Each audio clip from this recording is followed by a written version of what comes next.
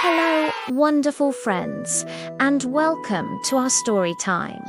Today, we have a very special story from the Bible about a brave young girl named Esther.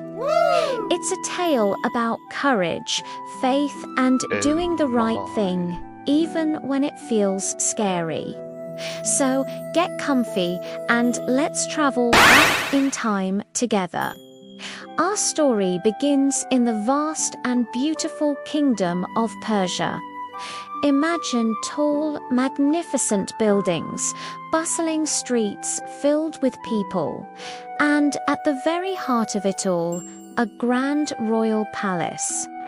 Inside this palace, on a shimmering golden throne, sat the powerful King Xerxes. He was the ruler of the entire land. One day, King Xerxes decided he needed a new queen to rule by his side. So, a search began throughout the kingdom, and many young women were brought to the palace, each hoping to be chosen. Among them was a gentle and kind-hearted girl named Esther. She was known for her sweet spirit and humble nature. Esther lived with her older cousin Mordecai, who had raised her like his own daughter. We can see her here, always helping others, showing respect to her elders, and sharing her kindness with everyone she met. When King Xerxes saw Esther, he was captivated by her grace and beauty. He knew right away that she was special, and so, out of all the young women, the king chose Esther to be his new queen. She was dressed in beautiful royal robes, and a sparkling crown was placed on her head. It was a dream come true. But before she went to live in the palace, her wise cousin Mordecai gave her some important advice. He told her, Esther, for now it is best to keep your Jewish heritage a secret. Esther listened carefully and promised she would. Life in the palace was new and exciting for Queen Esther. She learned the ways of royalty, but she never forgot her humble beginnings or the values Mordecai had taught her. She remained kind, gentle, and faithful in her heart. Now, our story takes a turn. There was a man in the king's court named Haman. He was a very proud and important official, and he loved it when people bowed down to him. See him there, walking through the palace with a smug look on his face, expecting everyone to show him respect. But one person did not bow to Haman. It was Mordecai. Mordecai believed that he should only bow down to God. When Haman saw this, he became filled with rage. How dare someone not bow to him? His anger wasn't just towards Mordecai. It grew into a terrible hatred for all of Mordecai's people, the Jews. So Haman came up with a cruel and wicked plan. He went to the king and tricked him into signing a new law. This law declared that on a certain day, all the Jewish people in the kingdom would be in great danger. It was a dark and terrible decree. When Mordecai heard about this evil law, his heart broke. He was so sad that he tore his clothes and put on sackcloth and ashes, which was a way to show deep grief. He cried out loud in the city square, filled with sorrow for his people. Mordecai knew he had to do something. He sent a message to his cousin, Queen Esther, at the palace. The message was urgent. Esther, you must go to the king. You must plead for our people and save us from this terrible fate. When Esther received the message, her heart filled with fear. There was a strict rule in the kingdom. No one, not even the queen, could go to the king without being invited. The punishment for breaking this rule was death, unless the king held out his golden scepter as a sign of mercy. Esther felt trapped and afraid. What could she do? Approaching the king could mean losing her own life. But if she did nothing, all her people would be lost. She stood in her royal chambers, thinking deeply. She realized this was a defining moment. Perhaps she thought she had become queen for this very reason, for such a time as this. So, what did Esther do? She turned to God. She sent a message back to Mordecai, asking him to gather all the Jewish people in the city to pray and fast with her for 3 days.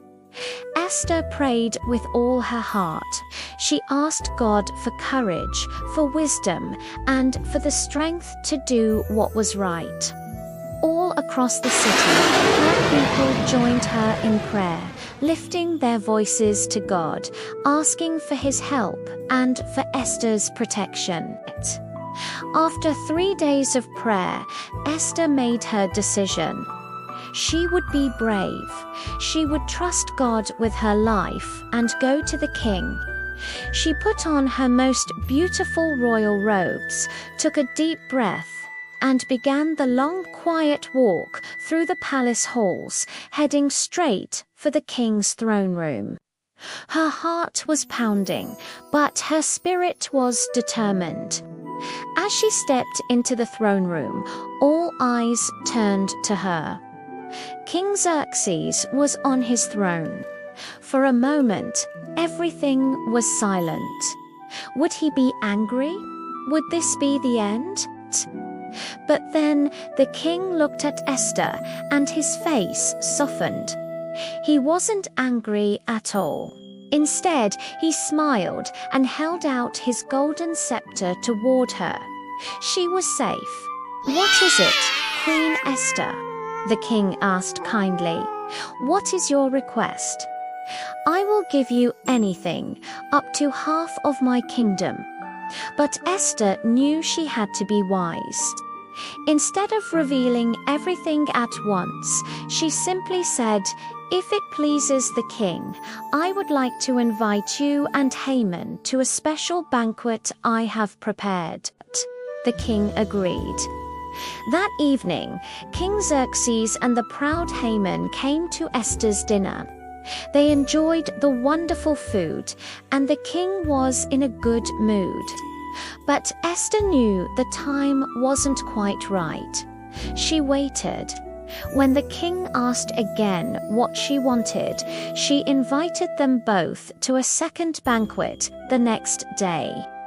At the second dinner, as the king and Haman once again enjoyed the feast, the king asked for the third time, "Esther, tell me your request. It will be granted."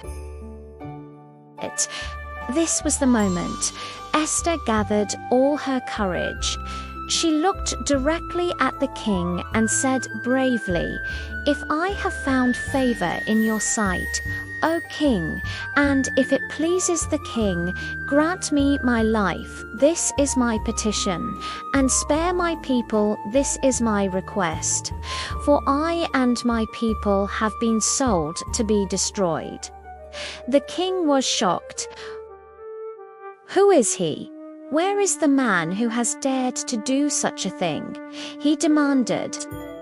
Esther's voice was steady as she pointed a finger and said, "The adversary and enemy is this wicked Haman." The king's face turned red with fury.